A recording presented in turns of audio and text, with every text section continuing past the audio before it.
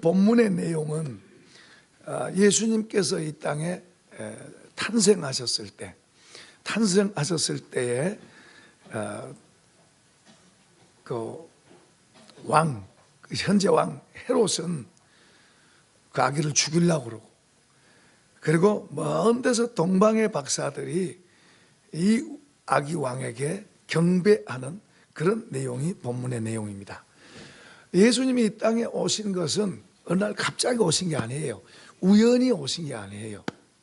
구약의 많은 선지자들이 예언을 하고 오실 것이다, 아기로 오시고 또 어떤 지역에 오실 거고, 그리고 그 아기는 어떤 분이고, 그 아기가 하나님이고 평강의 왕이고, 그렇게 묘사돼서 예언되어 있던 분이 오신 거예요. 또 이분은 나중에 고난받을 것에 대해서도 말씀하고 십자가에서 죽으실 것까지도 성경은 예언하고 있어요. 그런데 우리가 더 정확하게 말하면요, 예수님에 대한 이 예언은 창세기 에덴 동산에 아담과 하와가 범죄하고 나서 그때부터 하나님께서 구세주를 보낼 것에 대해서 말씀하세요. 여인의 후손으로 오실 것에 대해서 말씀하세요. 그러니까 얼마나 오래전서부터 말씀하세요. 혹자는 이런 말 합니다. 아담과 하와가 죄짓고 그 땀 먹고 죄질 걸 아실 텐데 하나님께서 왜 그런 걸 만들어 놓으셨냐, 왜 그런 걸 만들어 놓으셔서 죄지어 가지고 인류 그 후손된 우리가 고통을 받아야 되고 또 예수님이 오셔야 되고 그런 일을 왜 하시냐. 하나님이 죄질 것 다 아시면 그거 아예 만들어 놓지 말고 치워버리고 죄 안 짓게 하셔야 되지 않냐.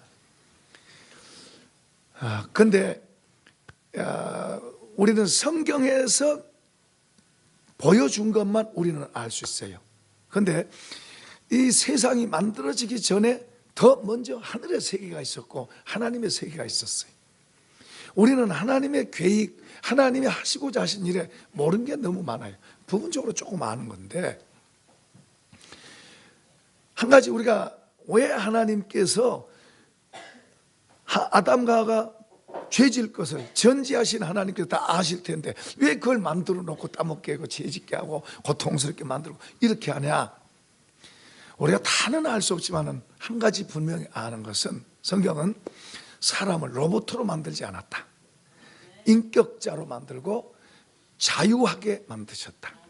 하나님이 자유하게 만드셨다. 심지어는 하나님을 배반할 수 있고 선택할 수 있는 그런 자유인으로 만드셨다. 의를 행할 수도 있고 죄를 질 수도 있는 자유인으로 만드셨지, 딱 어떻게 조종을 해가지고 하나님 앞에만 절대로 복종하게 하는 그런 존재로 만들어지지 않았다. 선하게 만들어졌지만은 인간이 깨를 낸 거예요. 그리고 또 하나 우리가 또 하나 아는 것은, 예수님을 통해서 구속함을 받은 백성들이 장차 누리게 될 그것은 에덴 동산보다 더 훨씬 좋다. 그거하고 비교가 될 수 없는 좋은 곳이다. 아멘. 그리고 우리가 예수 믿는다는 것은, 하나님이 예수님을 우리에게 주신다는 것은 얼마나 놀라운 건지 몰라요. 우리는 이건 생각해 볼 수 있어요. 왜 하나님이 우리를 하늘나라에다가 안 만들어 놓고, 천사들이 있고 하늘나라에다 안 만들어 놓고 왜 땅에다 만들었을까? 그런데 왜 이제는 예수 믿는 사람들, 구속함을 받은, 정말 예수를 믿는 사람들, 구속함을 받은 백성들은 왜 하늘나라로 데려가실까?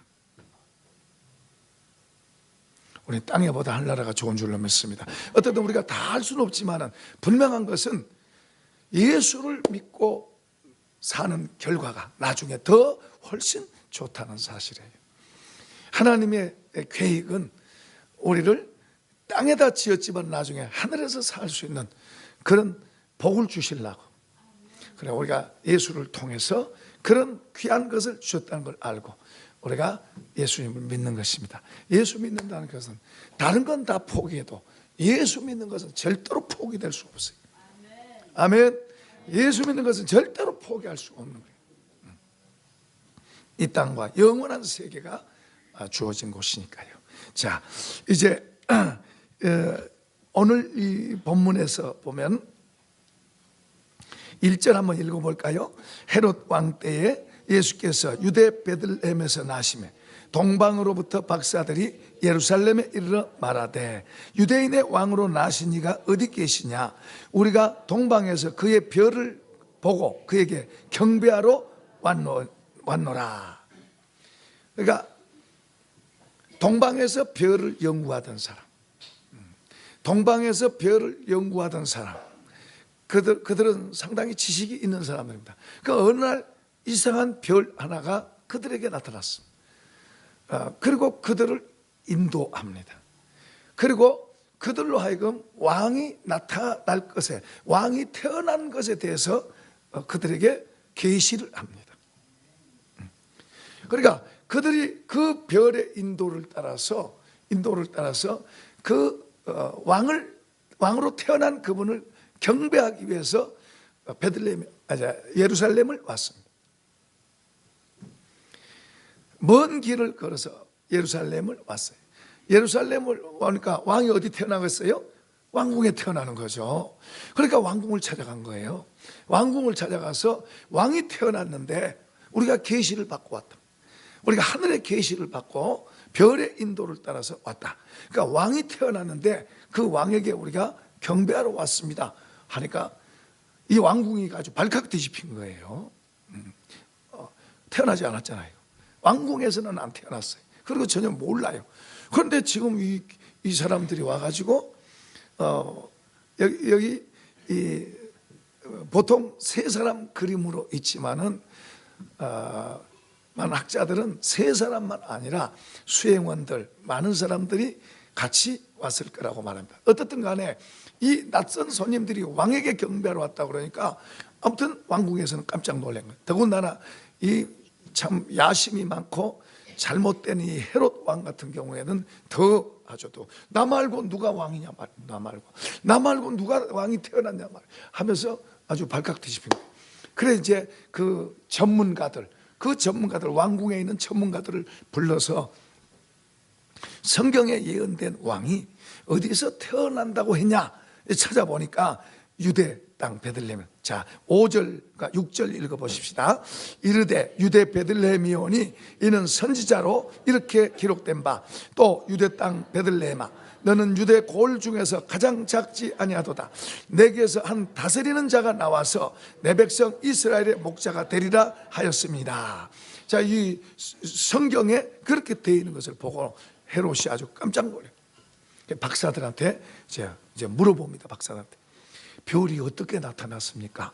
어떻게 별이 나타나서 별이 어떻습니까? 별이 뭐요? 그냥 공중에서 이상한 별이 반짝반짝하고만 있는 게 아니라 그 별이 그들 앞에 와서 그들을 인도했습니다. 그들은 그 별 따라서 온 거예요. 이제 그런 이야기 다 헤롯 왕이 했겠죠. 그 헤롯 왕이 그렇습니다. 속에는 칼을 갖고 죽이려고 하는 독을 갖고 있으면서 겉으로는 뭐요? 다 웃으면서 나도 그 왕에게 경배하고 싶소. 그러니까 그 왕을 찾거든, 그 아기를 찾거든 나한테도 좀 알려주시오. 이 박사들은 모르잖아요. 모르니까 그러겠다고 그러고 나왔습니다. 여러분, 예수님이 이 땅에서 사실 때도 예수님을 좋아하는 사람들만 있는 게 아니에요. 예수님이 나쁜 일 한 거 없잖아요. 다 좋은 일 했어요. 그런데 예수님을 다 좋아하지 않았어요. 좋아하는 사람들도 있지만 예수님을 죽이려고 하는 사람들도 많았어요. 그래서 예수님 결국 그렇게 죽잖아요. 예수님 태어났을 때도 좋아하는 사람만 있는 게 아니에요. 예수님을 죽이려고 하는 사람도 바로 그 옆에 있었어요. 그러니까 이제 여기 이 박사들이 베들레헴으로 가기 위해서 이제 나왔는데 별이 또 안 보이던 별이 또 앞에 나타난 거예요. 안 보이던 별이 나타나서 그들을 인도를 하는 거예요. 그리고 그 베들레헴으로 인도를 하고 베들레헴의 마구간 가서 거기 그 초란 거기에서 이제 악인대로 그 별이 인도해서 여기를 이제 찾아서 경배를 하는 그런 내용이 본문에서 나옵니다. 우리가 여기에서 이제 우리가 중요하게 여길 게 있는데요. 고대 풍습에서 왕을 아련할 때는 특별한 예물을 가져가는 것이 상례였습니다. 그냥 빈손으로 안 가요. 왕을 아련할 때는 왕에게 드리는 예물을 가지고 갑니다. 그것은 상대를 존중히 여기는 마음이 포함되어 있고, 상대가 어떤 사람에 따라서 더 크고 적고 그런 예물이 준비되겠죠. 동방 박사들의 경배는 왕을 아련하는 그런 경배입니다. 그러나 단순하게 왕을 아련한 그것 이상의 신적인 경배, 신적인 경배. 그러니까 그냥 한 왕에게 경배한 것 이상으로 신에 대한 경배적인 그런 의식을 마음속에 갖고 경배한다고 말해요. 자, 예를 하나 든다면은 고넬료라고 하는 사람이 참 로마의 군인입니다. 백부장이에요. 로마의 군인의 백부장이면은 로마 시민만 해도 특권이 굉장했는데, 로마의 군인의 백부장이면 그 권력이 굉장히 있는 사람이에요. 영향력이 있는 사람이에요. 그래도 그가 하나님을 믿고 선한 마음으로 사는 사람인데, 한 번은 천사가 그에게 지시를 합니다. 저 베드로라는 사람인데 그 사람을 데려다가 부흥회를 해라, 예수 그리스도의 복음을 들어라 하는 그 계시를 받고 사람을 보내서 베드로를 초청합니다. 베드로를 초청하니까 베드로가 오니까 그 베드로에게 이 고넬료가 엎드려서 절을 합니다. 절을. 그 가족들이 다, 고넬료와 더불어 가족들이 다 엎드려 절을 합니다. 사람만 쳐다보면 그럴 수가 없죠. 베드로는 피지배국의 그냥 백성 중에 한 사람이에요. 그 다음에 고넬료는 지배국의 권력을 가진 권력자고, 그리고 그 지방을 다스리는 사람이에요. 지배국의 권력을 가진 관료란 말이에요. 그런 사람이 한낱 평민에게 엎드려서 절을 한다는 것, 이것은 사람 관계에서는 될 수 없는 일이에요. 오히려 베드로가 절을 했으면 했지 고넬료가 절할 수 없어요. 로마의 장교인 고넬료가 절할 수 없어요. 그런데 고넬료가 절합니다. 왜 그런 절을 합니까? 그것은 단순하게 사람과의 관계를 뛰어넘는 하나님의 관계를 알기 때문에 신적인 그 권위로 그 앞에 절을 하는 거예요. 그러니까 마찬가지로 여기 지금 이 동방의 박사들이 이 아기에게 절을 한다는 것은 단순하게 뭐요? 그냥 아기니까, 왕으로 태어날 왕이니까가 보다도 신적인, 이들이 계시를 받아서 왔잖아요. 사실 아기에게 그렇게 절할 만한 게, 그들이 처음에 갈 때 어디로 갔어요? 왕궁으로 갔어요. 왜냐하면 왕이 태어나면 왕궁에서 태어나야 되잖아요. 왕궁에 갔어요. 그런데 지금 여기 마국간에는 그런 의리의리한 왕복을 입은 사람도 없고 왕관을 쓴 사람도 없습니다. 또 의리의리한 주변의 분위기도 전혀 없어요. 시녀도 없어요. 아무도 없어요. 지금 여기는 어떤 데에 마국간이에요.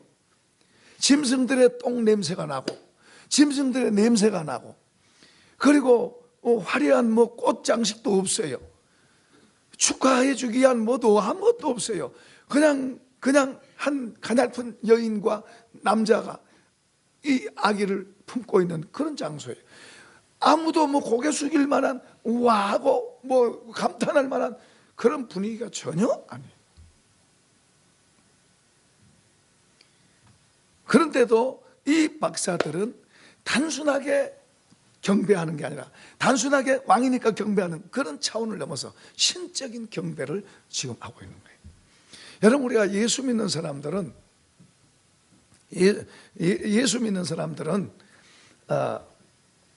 너와 나로 이렇게 살지 않아요. 너와 나라 사는 게 아니라 우리가 주님을 알기 때문에 너와 나 속에 주님이 계세요. 삼각관계가 되는 삼각관계. 주님을 모르는 사람, 믿음이 없는 사람은 너와 나의 관계로 살아요. 너가 나한테 잘하면 나도 잘하고, 너가 나한테 안 잘하면 나도 안 잘하고. 사물에 대해서도 그래요. 환경이나 사물에 대해서도 그것과 나밖에 없어요. 믿음이 속에 없는 사람은 너 그것과 왜 이게 나한테 이렇게 힘들어? 왜 이게 나한테 힘들어? 이렇게 되는 거예요. 그런데 믿음을 가진 사람은 너와 나가 관계가 아니라 하나님이 같이 삼각관계가 되는 거예요. 사물을 볼 때도 그냥 이걸 보는 게 아니고 하나님과 삼각관계로 보고, 그래서 하나님의 생각이 어떻고 하나님의 뜻이 무엇인가 그것을 알고 그것을 따라서 행동하고 말하는 게 믿는 사람들이에요. 이게 지혜고, 이렇게 할 때 하나님의 도우심을 받게 되고, 그리고 하나님의 방법으로 살아가는 그런 삶, 하나님의 방법으로 살아가면 하나님의 도우심을, 보호를 받게 될 줄로 믿습니다. 때로는 우리가 내가 원하지 않은 그런 일이 일어났어요. 내가 원하지 않은 그런 일이 일어났어요.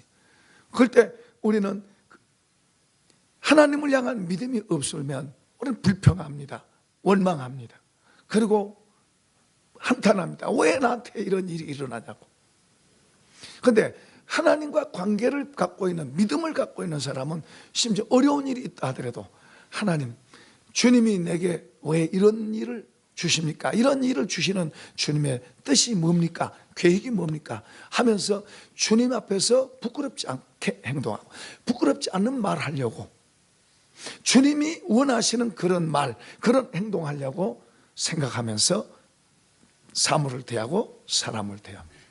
그러니까 믿음을 가진 사람과 믿음을 갖지 않는 사람의 생각이, 가치관이 이렇게 다른 거예요. 자, 여기에서 지금 동방 박사들이 여기 이 아기께 경배하는 건 단순하게 그냥 왕이 될 아기에게 경배하는 것 이상의 신적인 경외함으로 경배를 하고 있다는 사실입니다. 자, 여기 경배하면서 세 가지 예물을 드린데요, 우리 한번 읽어봅시다. 11절입니다. 시작. 집에 들어가 아기와 그의 어머니 마리아가 함께 있는 것을 보고 엎드려 아기께 경배하고 보배함을 열어 황금과 유향과 모략을 예물로 드리니라. 여기 이들이 지금 마구간으로 들어갔어요. 마구간 들어가서 거기 가서 엎드립니다. 절합니다. 그들은 신적인 계시, 신적인 영향을 받고 있기 때문에 그들은 눈에 보이는 화려함 이런 것을 뛰어넘는 그런 생각을 갖고 있는 거예요. 많은 사람들이 눈에 보이는 화려함, 눈에 보이는 좋은 것에 거기에 끌리고 거기에 마음이 현혹되기도 하고 그것에 마음이 흔들리기도 합니다. 그런데 지금 이 사람들은 지금 이 분위기가 왕이 태어난 자리라고는 믿겨지지 않을 정도로 전혀 분위기가 초라합니다. 아무것도 없습니다. 오히려 더 그냥 편한 방도 아니에요. 풀 몇 개 깔아놓고 냄새 나는 곳에서 그런 지저분한 그런 데서 있는 거예요. 우리가 이게 마구간 구유 이런 거 만들어 놓으면, 모형 만들어 놓으면 이쁘게 보이기 좋게 그럴듯하게 만들어 놓지만은 여러분 실제는 냄새 나는 곳이에요. 짐승이 있는 곳이고 냄새 나는 곳이에요. 편한 자리가 아니에요. 절대 좋은 모양이 보이고 경외감이 생기는 그런 분위기가 전혀 아니에요. 오히려 무시할 수 있고 이런 시시한데 이런데 하고 무시할 수밖에 없는 그런 환경인데, 그러나 거기에 주님이 계시고 거기에 하나님이 계시고 거기에 하나님의 뜻이 거기에 있고, 할렐루야. 믿음은 바로 이런 걸 보는 거예요. 믿음의 눈은 이런 걸 보는 거예요. 믿음이 없으면 우리 이 눈 갖고는 눈에 보이는 화려한 것 쫓아가고 화려한 것 쳐다보고 화려한 것 그것을 선호하는지 모르지만 믿음의 눈은 하나님이 계신 곳, 하나님의 뜻이 있는 곳, 하나님이 일하는 곳을 쳐다보는 줄로 믿습니다. 이런 눈이 밝기를 축원합니다. 이제 이들이 엎드려서 절하고, 정말 그들의 마음은 눈에 보인 것에 흔들리지 않으죠. 이런 시시한 데서 이런 일이 일어나나? 시시한 데 이런 분이 태어나나? 이런 마음이 속에 들어오면은 뭐요? 전심으로 경배하는 것이 안 될 수 있어요. 그런데 이들은 그런 걸 쳐다보지 않아요. 그들은 신적 영향을 지금 받고 있기 때문에 그들은 그런 눈에 보이는 게 아닌 이 하나님이 보내신 이 아기, 하늘의 뜻을 갖고 있는 이 일에 그들은 전심을 다해서 엎드려서 절하는 거예요. 전심을 다해서 엎드려 절하고, 그걸 가져간 귀중한 보배함을 열어서 귀중한 예물을 드립니다. 오늘 우리가 하나님 앞에 예배드려요. 하나님 앞에 예배드려도 우리가 전심으로 하나님을 향해서 예배를 드린다면 얼마나 좋아요. 우리 마음이 다른 데도 가고 다른 생각도 들어오고 뭐 다른 것, 하나님을 향한 중심으로 전심으로 그렇게 들어지면 좋은데 우리 마음이 이리 빠져나가고 저리 빠져나가고,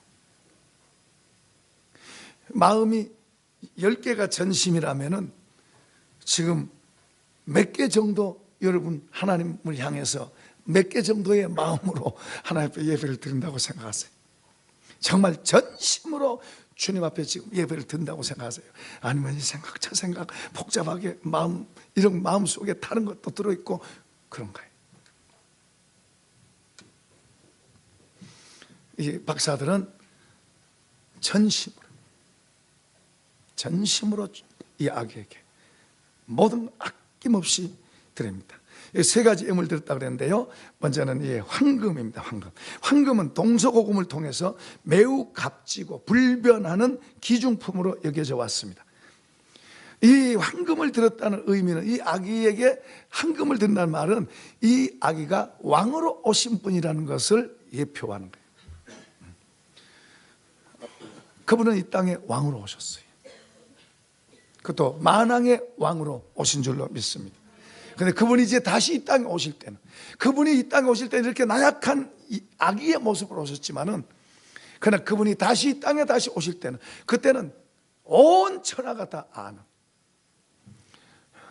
그때는 심판자로 오시는 거예요. 심판자로 영광스럽게 오시는, 영광스럽게. 지금은 볼품없이 아무도 모르게 알려준 사람만 아는 그런 아주 볼품없는 자로 오셨지만, 나중에 다시 두 번째 오실 그분은 영광 가운데 오실, 모든 사람들이 다 그분을 보는. 그런데 이 아기는 왕으로 오셨어요. 그분은 유대인의 왕으로 오셨어요. 만왕의 왕인 줄로 믿습니다. 선한 왕. 그러니까 이 황금을 드린 것은 그분의 그 왕으로 오신 것을 예표하는, 증거하는 그런 내용을 의미합니다. 그 다음에는 유향을 드렸습니다. 유향. 이 유향은 이 아주 값비싼 향료인데요. 아라비아 지방에서 나는 이 관목의 껍질에 자국을 내 가지고 이제 거기에서 진이 흘러나오는 그것으로 이제 얻게 되는데, 그 향이 아주 강하고 그리고 흰색 액체라고 합니다. 그런데 이 향이 이제 사람들에게 이렇게 좋은 향을 주기 때문에 값이 비싸고 또 이것을 사람들이 좋아하는 거죠. 그 향이 좋으니까. 그런데 지금 이것은 이 아기 예수님이 나중에 커서 이 예수님의 그 신성이 그 속에 있어서 그 신성을 통해서 그분의 향기가 나타날 것을 말씀한 거예요. 백합꽃에 가시가 찔리면 거기서 향기가 나옵니다. 그러니까 예수님의 속에는 신성이 들어있어서 그 신의 성품으로 인해서 그분에게서 아름다운 향기가 나옵니다. 오늘 예수 믿는 사람들, 성령으로 그 안에, 성령이 그 안으로 들어와서 예수를 믿는 사람, 예수를 구주로 확실히 믿는 사람은 성령이 속에 있는 줄로 믿습니다. 다시 말하면 저와 여러분 안에 신성이 들어있어요. 신성이 들어있어서 우리를 통해서 이 신성이 나가는 거예요. 그 향기. 그 사도 바울은 이것을 질그릇 속의 보배라고 말하고, 그리고 이걸 가리켜서 예수의 향기라고 말합니다. 저와 여러분 예수의 향기를 나타낸 사람입니다. 예수님과 우리가 조금 다른 게 뭐냐 그러면은, 예수님은 태어나면서부터 죄가 없어요. 그래서 여인의 몸에서 태어나는 거예요. 남자와 여자 사이에서 태어나면 원죄를 타고 나와요. 남자와 여자 사이에서 태어나면 원죄를 우리가 짊어지고 나오니까 우리는 태어나면서부터 악이에요. 태어나면서부터 우리 속에는 죄의 성품, 악이 우리 속에 들어있는 거예요. 우리가 잘하다가 어떠다가 죄 짓는 게 아니에요. 우리가 좀 잘하다가 죄 짓는 게 아니고 우리 속에서 죄가 있어서 이게 나오는 거예요.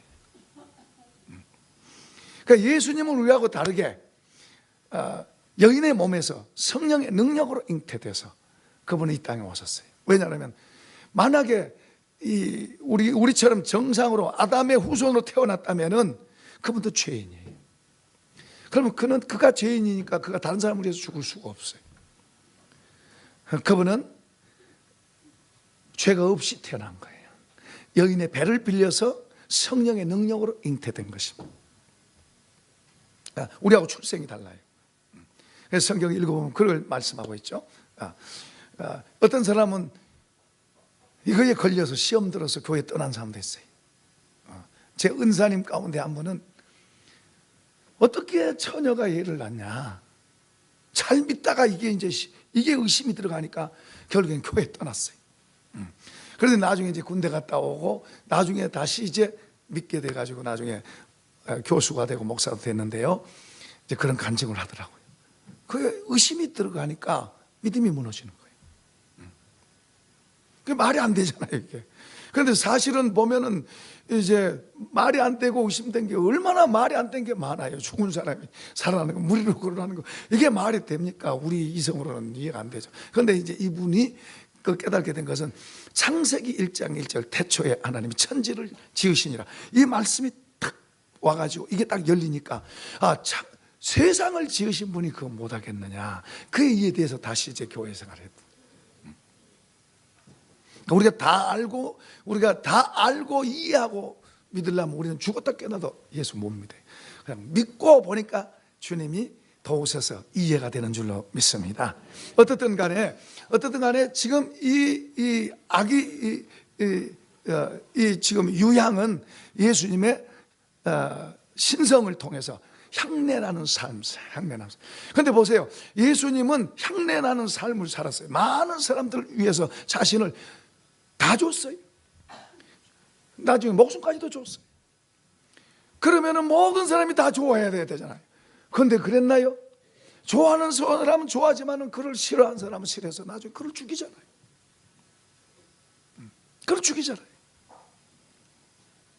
예수님이 이 땅에 빛으로 오셨어요. 그리고 우리 보고 너희는 세상의 빛이라 그래요. 그리고 너희는 그리스도의 향기라 그래요. 그 우리가 그리스도의 냄새를 풍깁니다. 냄새를 풍기면 다 좋아할 것 같지만은 안 그래요. 어떤 사람은 좋아하지만 어떤 사람은 안 좋아해요. 그래서 어떤 사람에게는 생명의 향기요, 생명의 냄새요, 어떤 사람한테는 사망의 냄새라고 그렇게 말하고 있어요. 어떤 사람은 우리가 예수의 향기를 내면 좋아하는 사람은 좋아해요. 그러나 어떤 사람은 싫어해요. 어제 우리 형제하고 성경을 좀 나누는 시간이 있었는데요. 그 형제가 그는 은혜를 받고 좋아해요. 그런데 그의 부인은 예수 예자만 꺼내도 아주 그냥 예수 예자도 못 꺼낸대. 싫어하는 거. 그러니까 우리는 예수가 그렇게 좋고 그분의 냄새 나가는 게 그렇게 좋은데 어떤 사람한테는 그것이 싫은 거예요. 예수님도 그랬고 우리도 마찬가지고.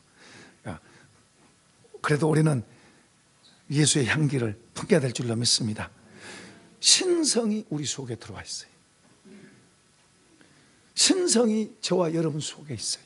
이게 나가는 거예요. 그래서 이 신성의 영향을 더 많이 받으면 받을수록 우리가 더 그분의 향기를 낼 거고, 신성의 영향보다도 그냥 내 생각대로 살면 별로 좋은 종을 나타내지 못할 거예요. 우리는 주님의 사람이고 주님 신적인 영향을 우리가 받았은 즉 이것이 우리에게서도 나가야 될 줄로 믿습니다. 그게 예수 믿는 사람. 그 다음에 모략인데요. 세 번째 모략인데, 이 모략은 역시 이것도 나무에서 추출된데요. 이것도 상당한 고가가 된대요.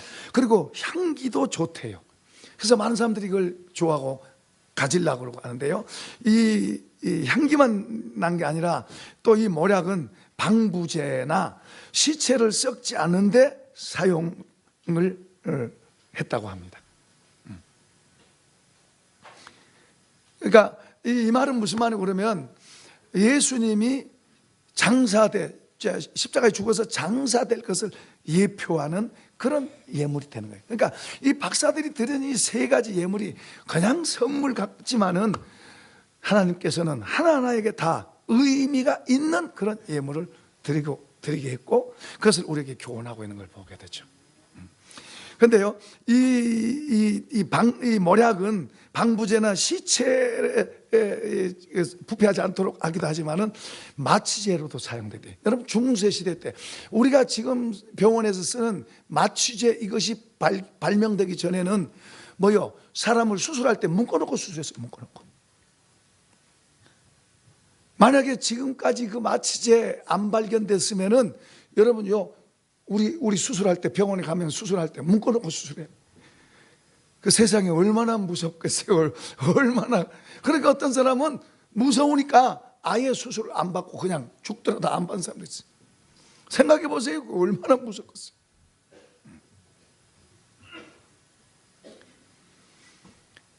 그런데 그 마취제를 발명한 사람이 아담을 잠들어가지고 갈빗대를 빼냈다는 창세기에 나오잖아요. 그러니까 이걸 묵상하다가 하나님 기도하면서 발명한 거예요, 마취제를. 그런 사람은 우리 고맙게 생각해야 돼. 우리가 병원에 가도 될 수 있으면 병원에 가지 마세요. 근데 어쨌든 간에 그런 일이 혹 우리에게 있다 할지라도 만약에 이런 마취제가 없었다면은 이제 이런 모략 정도로 이제 마취제로 사용했다 그러니까 그건 뭐 지옥의 고통이죠. 무서운 일이죠.